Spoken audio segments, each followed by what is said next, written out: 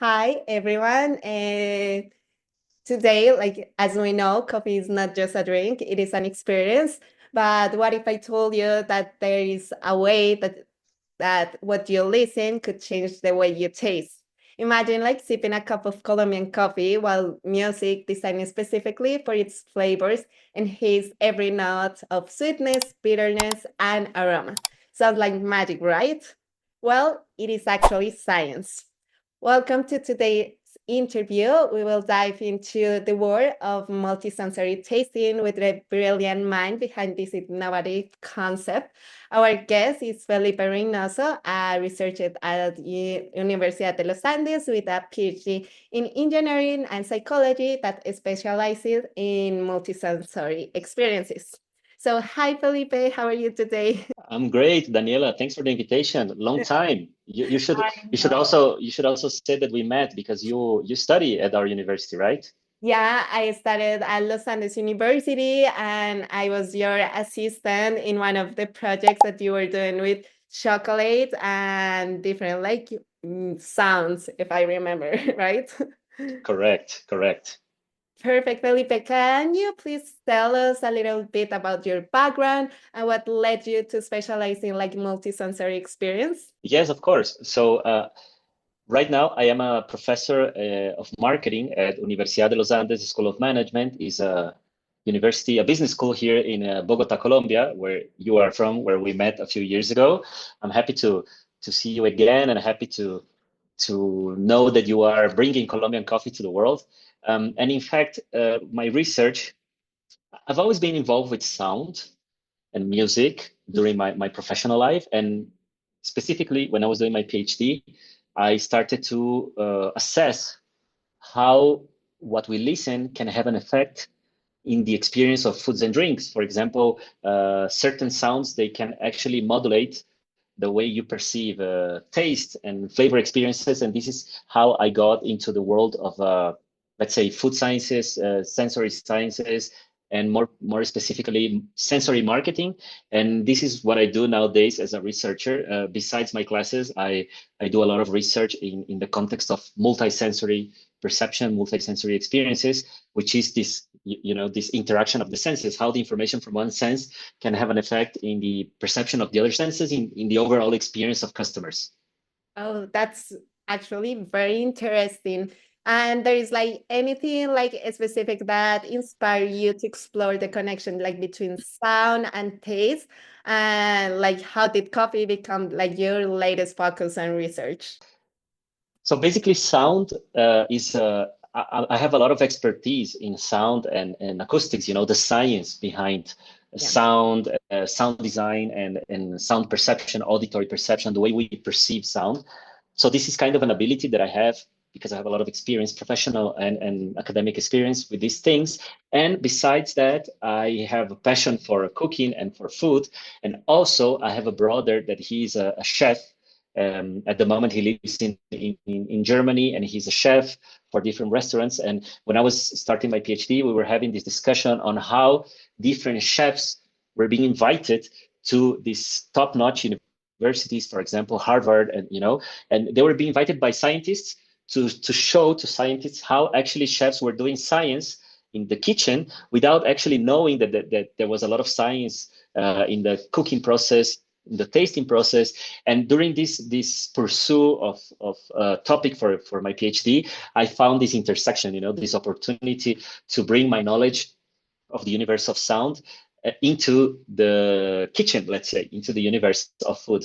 But of course, I was not the first to do that. There are colleagues that were already doing this kind of investigation, especially in the University of Oxford in the United Kingdom.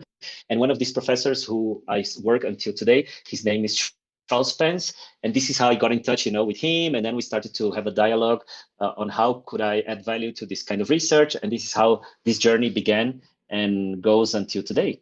Oh, that's very interesting because like I personally didn't hear about it until I was like my last semesters of university, and then I was like very interested like into it. Yeah, and just to answer the second part of your question, so I did my PhD in Belgium, which is a country that is rather known by beer and chocolate. Let's say, beer and Belgium beer and Belgium chocolate are like what coffee is for Colombia. So when I was living in Belgium, I was doing a lot of work with this kind of, let's say, commodities, a lot of chocolate and beers. But when I had the opportunity to come and work in Colombia, it was a natural process, to translate these kind of ideas into the universe of coffee, because coffee is like this very important commodity in Colombia, and Colombian coffee is amazing by default. Let's think about the fact that Colombian coffee is probably one of the coffees with most added value in the world. So in terms of adding more value to high-end coffee, we thought, me and the university thought there was an opportunity there, and also Colombia is a major player in the music business. Colombian music producers and Colombian music is now being listened by everybody everywhere. So Colombian coffee, Colombian music, we think there is a match there. It's a great combination, right? That's Totally. great. And like jump into like more about like multisensory tasting experience. How would you define a multisensory like tasting experience? And for example, like talking specifically about coffee, like how does it differentiate like a regular coffee drinking experience and a multisensory like coffee experience?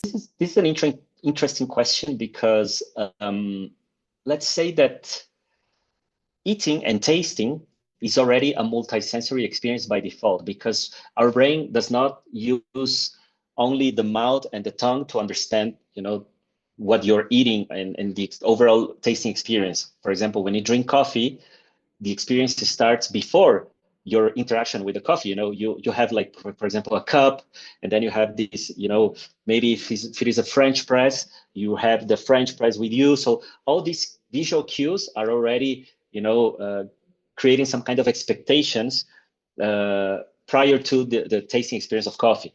Also, very importantly, olfaction, the smell of coffee that usually you start to experience before drinking the coffee, is also a major player in this construction of expectations of a tasting experience. And in fact, the brain utilizes more information from olfaction than information from the tongue to understand, flavor.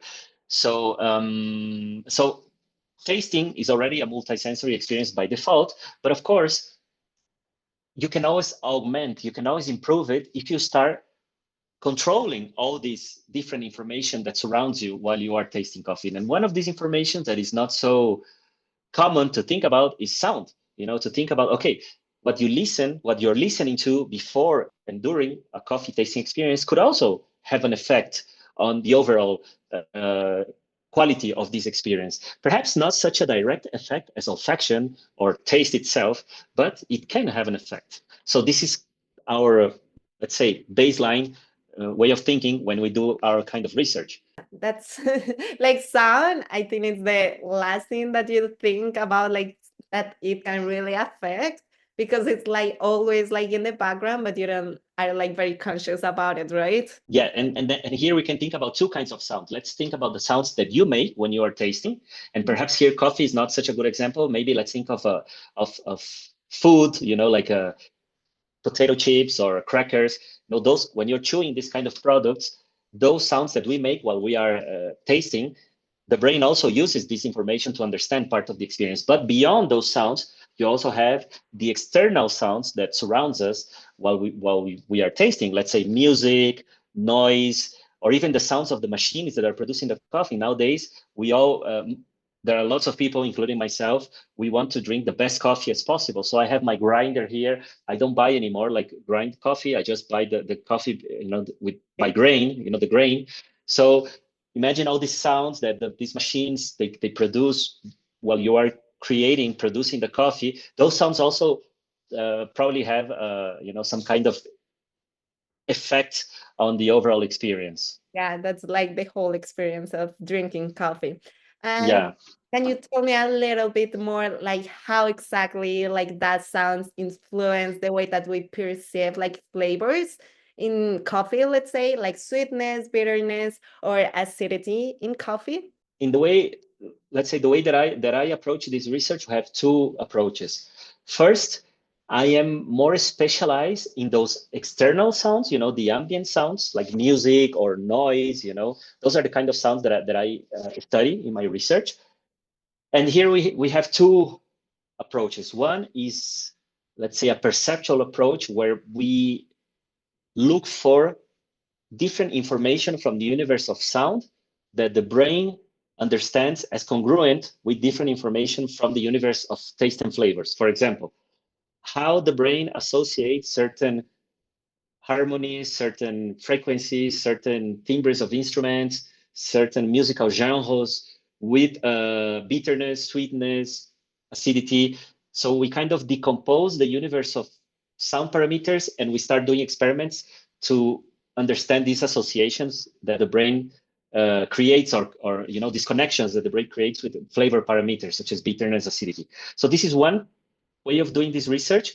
We call it cross-modal correspondences, like how the different information from the different senses, they correspond. And the other approach is an emotional approach, like how your favorite song or how music that makes you feel sad or how sounds that annoys you or distract your attention, they can have an effect on a tasting experience. So two approaches. One is a perceptual approach and another is, let's say, an emotional approach. So we combine both approaches when we do this kind of research.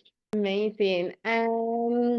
What do you think it will be like an ideal sound environment for drinking coffee? Like, to enhance all its flavors, or do you think it depends more, like as you mentioned, on a personal like preference? That's a good question. So the first thing that I would suggest is think about the sound, because most people don't think about what they're listening to while they're drinking coffee. So first of all, I would say be aware of the sounds that surround you. For example, noise. We did a study a few years ago where we saw that like really loud noise, let's say you're walking towards a really loud avenue with a lot of trucks and buses and cars passing by and people talking, and that kind of noise can actually reduce the capacity of your brain to understand the flavor of a coffee. So let's create this hypothetical example where you go to this very fancy coffee shop, 7 a.m. before going to work. You spend like a lot of money buying this super nice coffee, your favorite coffee, and then you walk through this really noisy and lousy avenue. That noise can actually destroy your ability or block your ability to actually enjoy the taste of the coffee. So this is a first call to attention, like, okay, if you spend so much money in really nice coffee, try to experience it in let's say, in a very nice ambient, with like a somehow silent ambient, in order for your brain to really concentrate and get as much as possible from the tasting experience. And not only taste, actually, these experiments that we did, we compared people drinking the exact same coffee. It was a very good coffee. And on the one hand, they were listening to this really loud noise, similar to what I told you before. And on the other hand, they were listening to a really quiet ambience. And in the loud noise, when they were evaluating, their experience, in the loud condition, they were not even able to feel and perceive the smell of the coffee. Even the smell of the coffee was blocked, was diminished by this really loud noise. So first thing I would say, think about the environmental condition that surrounds you, the auditory conditions that surround you while you are experiencing coffee. And from that point, I guess, first you can get really scientific, like, for example, listen to these songs that we create with our experiments. Or if you don't want to go that far, you can, just listen to really music that you really like. And I would say in that context, perhaps more chilled music, maybe chilled music, like say positively in terms of emotions, maybe those kind of musics will enhance the smoothness and the sweetness of the coffee notes. And especially if you don't drink coffee with sugar, that might, counterbalance and add a little bit of sweetness to your coffee without adding sugar. Yeah, you're mentioning like two interesting points. Like the first one that I will say is like nowadays we are always like on the go. So it's usually like grabbing a coffee and just going around, and you are like maybe missing like a really good experience of actually taste and enjoy the coffee. So that's very interesting. And but at the same time, I know like other industries like restaurants and bars are focusing more on creating and enhance those experience, like with visual stuff, like smells, and creating like a good experience, just like slow down and actually enjoy. So that's very interesting. And the second one that you mentioned, I forgot it, but we can talk more about like the project that you created for Café de Colombia. Yeah. Oh, that was like an amazing project, and I was like very impressed because like your target was not Colombia, it was like a lot of countries, and actually it was like to reach those very like young audience, like with a new innovative ways to catch their attention of something that we have been doing like a lot of time, that is like drinking coffee. So if you can walk us like through the process of this campaign of creating like the musical composition of Colombia Coffee Beyond Taste, and also if you can tell us what was the most exciting and most challenging part of this process. Okay, great. So this project was amazing because the client in this case was Café de Colombia, which is, let's say, it's the, I don't know how to say it in English, but it's like the mother brand of the Federation of Colombian Coffee. So this federation has this mother brand, which is Café de Colombia, but below that brand, you have several different brands, such as Juan Valdez. Juan Valdez is probably the most known brand owned by this mother brand, which is Café de Colombia. And they wanted to, for the 60th birthday of Café de Colombia, they wanted to create this campaign, this digital campaign for, as you said, young population from high income countries such as Canada, US, Korea, Norway, those high income countries. And they wanted to call the attention of young consumers to experience Colombian coffee beyond the taste of the coffee, Colombian coffee beyond taste. So this was the call. And we started, thinking with the agency and the music director, okay, how can we connect with the young population, young generations, beyond taste? Well, of course, with music, young people, it's all about music and culture. So what we decided to do is to use the scientific knowledge to create a song a song and a video, like another visual stimulus that would represent and enhance the most characteristic aspects of Colombian coffee's taste. Why? Because Colombian coffee has very specific and particular taste notes and olfactory notes. For example, and this is where the project got interesting, because the first thing that we needed to do is that I said to them, guys, I need to really understand what are the main characteristics of Colombian coffee, because I don't know, I'm not a coffee expert. Mm-hmm. So we had these different meetings with the very important baristas from Colombia, and they explained to me, the highlights of Colombian coffee. What are the characteristics? Why Colombian coffee is known throughout the world? And they explained to me that mainly Colombian coffee has very, let's say, smooth notes. So it's a sweet kind of coffee. They told me also that it's bright in terms of acidity. This is, which means there is like this soft kind of acidity. And also, one of the things that they told me that I found very interesting is that Colombian coffee is very aromatic. So usually when brands, they create these blends of coffee, they always add a bit of Colombian coffee at the end to, give this smell that consumers, they associate with high-end kind of coffee. So let's say that we have these three main characteristics, like sweetness, bright acidity, intense aroma, and of course, bitterness, because coffee is naturally bitter. So with this information, I already could,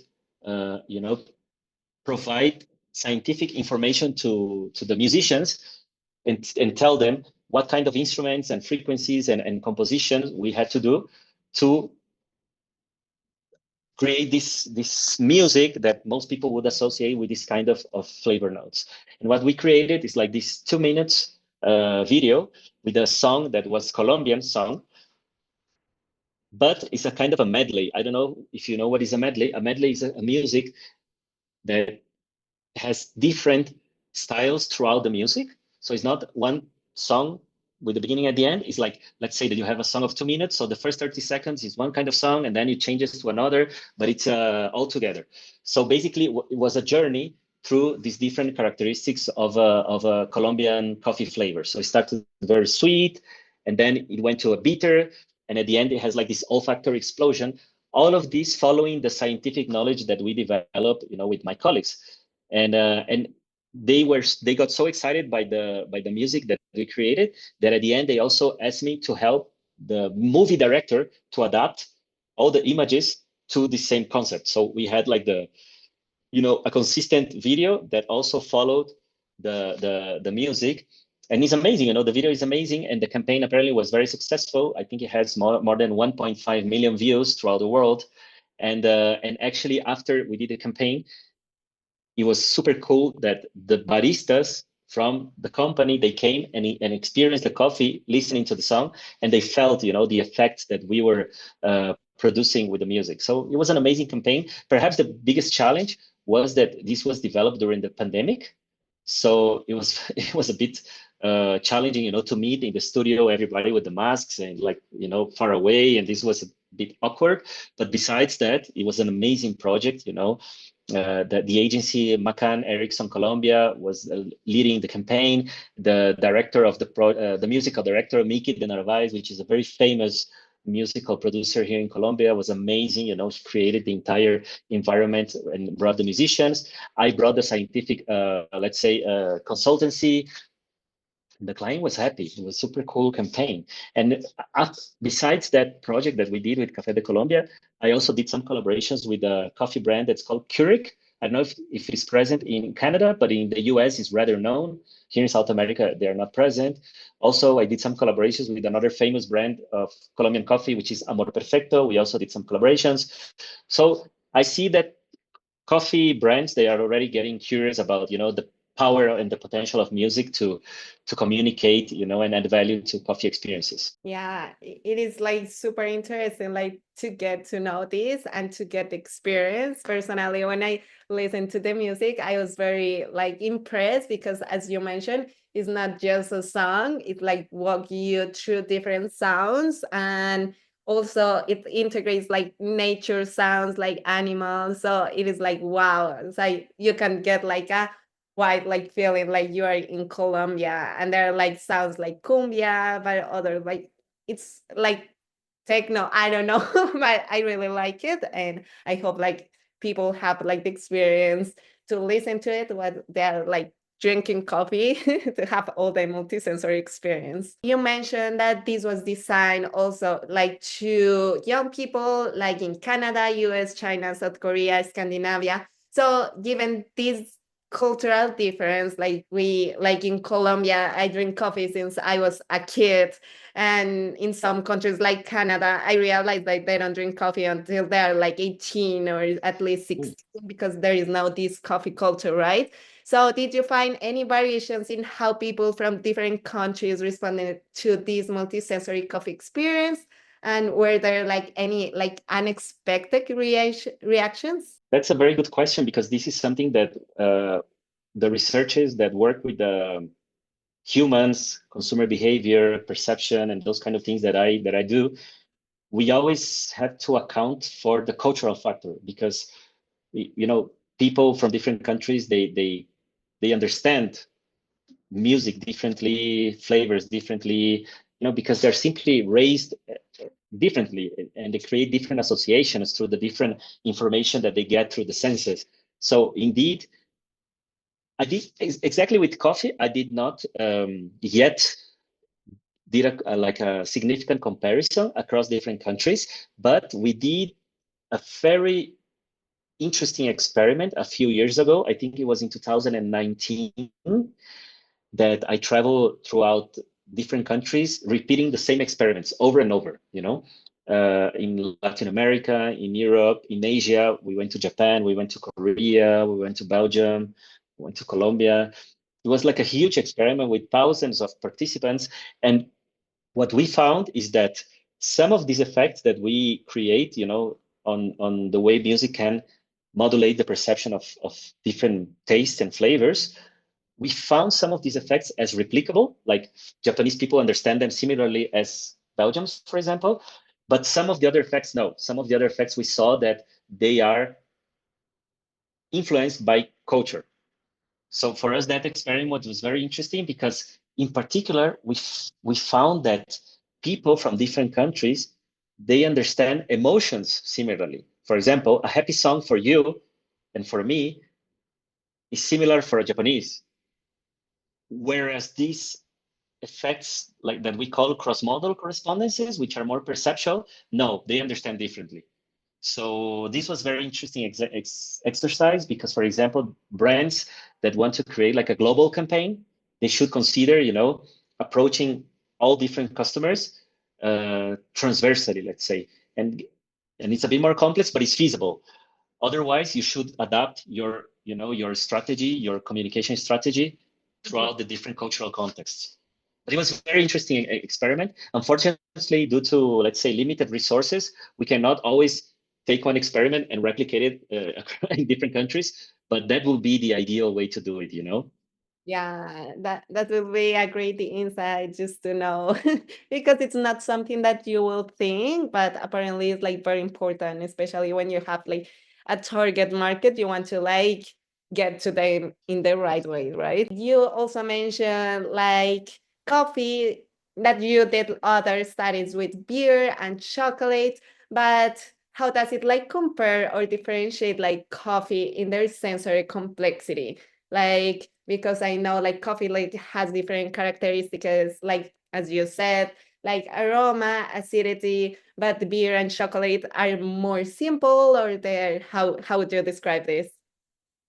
I think every product, especially those products such as beer, chocolate, and coffee, they can be very simple or very complex.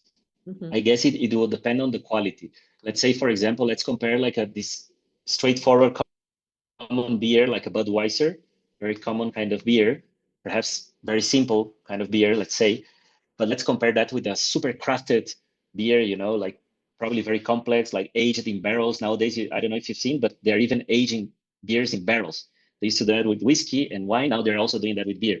So as you see, every category of product can have a range of complexities. Chocolate, the same. You can have a very simple chocolate bar, like the famous Jet bar from Colombia, which is a very simple kind of chocolate, and you can go that towards extremely complex chocolates, with a very high-end cacao, and that can give you like a very complex journey of flavors. And with coffee, it's exactly the same. You have probably very simple coffees where the grain is really low quality and they toast it like really strong, and then you only have a bitter coffee, very bitter, nothing more. But like specialty coffee, such as Colombian specialty coffee. I had a friend coming over this weekend. She came from Medellin, and she brought me like a coffee from that region. And we were amazed about because the coffee had such a low level of toast, of I don't know how to say toasting, right? Yeah, like That it roasting. yeah, the toasting level was so low that it tasted like tea. We were Oh, drinking it, that's and it was tasting so it had zero bitterness. So it was amazing to experience such a different and unexpected kind of coffee, meaning that, of course, specialty coffee can give you like this super complex journey throughout different terroirs and different countries and different altitudes. And for only in Colombia, you can have so many varieties and complexities in coffee. And this is why for us it's very interesting to think, okay, there is an infinite opportunity here to create music for every single kind of coffee everywhere.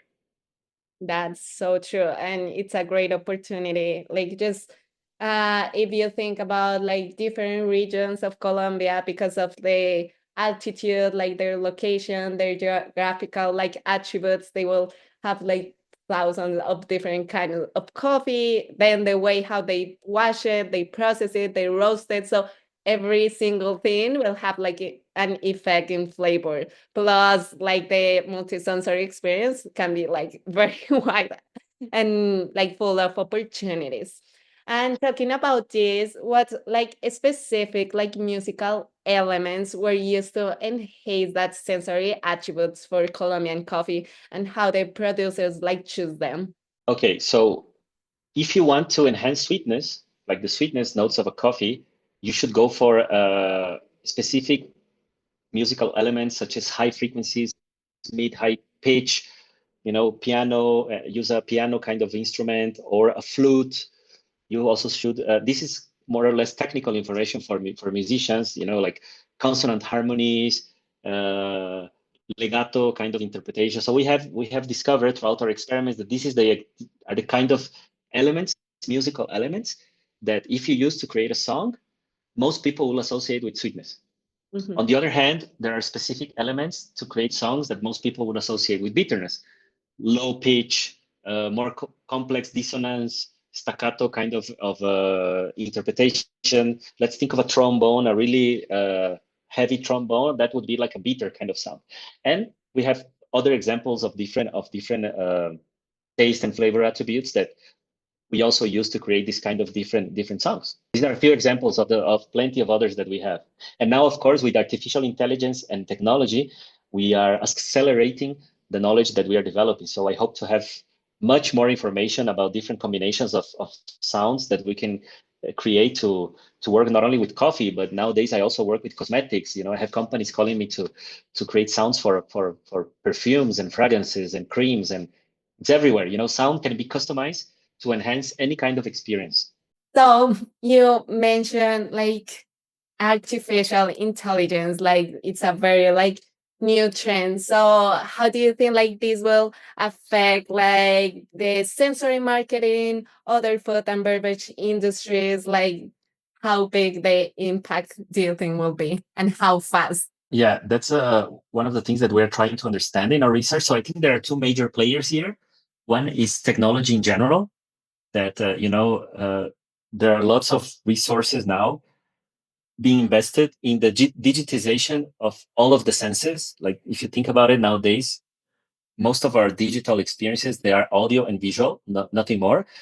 But I think that in the upcoming decades, I don't know exactly when, but I guess sooner than later, all of the senses will be digitized. We will have these fully digital multisensory experiences.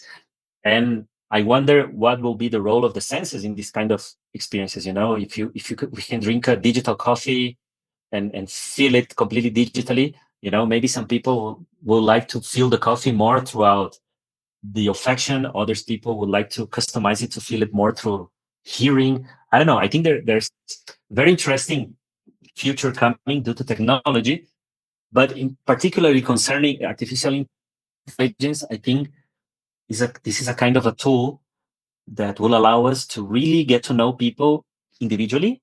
So much information that will be processed, and we'll be able to really customize experiences, like very, very fine tuning experiences with artificial intelligence. And as long as this is used ethically, I think there are lots of opportunities, to bring to people like the best experiences possible, because artificial intelligence will allow us to really process data, like so much data, and then we'll be able, to give.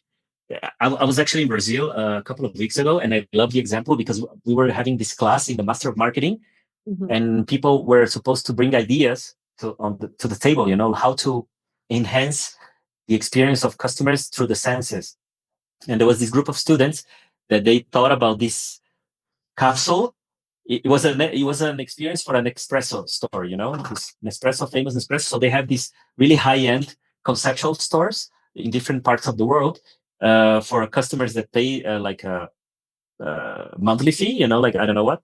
And so they thought about this futuristic capsule where you would go inside, and this capsule will read your entire body and your DNA and all of the information. And based on all of that information, the brand will give you your ideal coffee capsule. This is for you and it's perfect for your body and all of your information. So I think this is a possibility that could happen with artificial intelligence, because we'll have so much access to so much information that maybe we'll be able to give you the perfect blend of coffee to everybody. And not only you as a person, but also for your body, like people that have, maybe they have reflux problems, like gastro problems, or coffee doesn't allow you to sleep at night. Maybe by reading your body, I can give you like coffee that you can drink all the time because it's adapted to your body. Things like Yeah. that. And I remember with sound, it has also a good like implication and help too, because if you like listen to a specific sound that makes it like your coffee like feels like sweeter, like you don't need actually sugar. So that can be like really helpful for people that cannot like have sugar for healthy reasons. Exactly. This is kind of the ideas that we want to bring into our research. Like, how can we design these multisensory experiences, to bring people, more happiness, like better experiences, well-being, to be more responsible with the planet, and all of these questions are the questions that move our kind of research. Okay, thank you so much. I just have the last question for you. Like based on like different like genres of music, like classical jazz, can they create that different like experience? And if it does, like could like one type of music enhance like morning coffee and maybe like afternoon espresso? Like what would be like your recommendation for coffee enthusiasts to like recreate a multisensory experience at home and enjoy it? In order to answer that question, I will ask you, how do you like your morning coffee?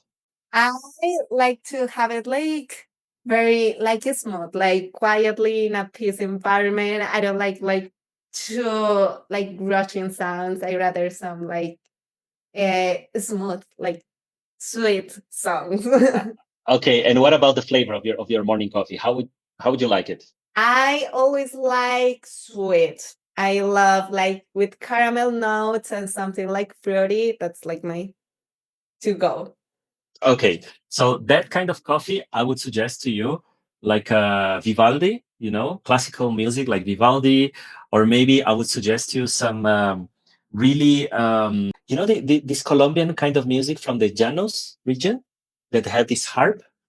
Yeah, I I don't know. remember the name of that music, I don't like it is like joropo. but it's no, they call it música llanera, which is like Yeah, this yeah, yeah. very, very because joropo is very strong. No, this is more like a soft with a Okay. harp, with a Yes. very nice and smooth harp. I think that would be a great kind of music because it would wake you up in like a more tropical kind of environment, and it's still like a soft kind of music that would probably enhance the sweetness and the softness of your coffee. Or let's say that you are at 11 a.m. a bit sleepy and you want, like this strong shot of espresso, like more bitter, intense kind of thing. Then I would suggest you already to go for more perhaps like a rock and roll, if you like rock and roll, or perhaps like a more like a accelerated kind of jazz, or even some reggaeton. That would be interesting. Reggaeton could Bad work Bunny. also. A bunny would be very nice if you drink it with like a strong kind of espresso. I love that. So, yeah, I think that's all my questions for today. I just want to thank you for accepting this interview and sharing a lot about your experience and your knowledge with us. Thank you. Gracias, Daniela. My pleasure. Hope to see you soon. Same here.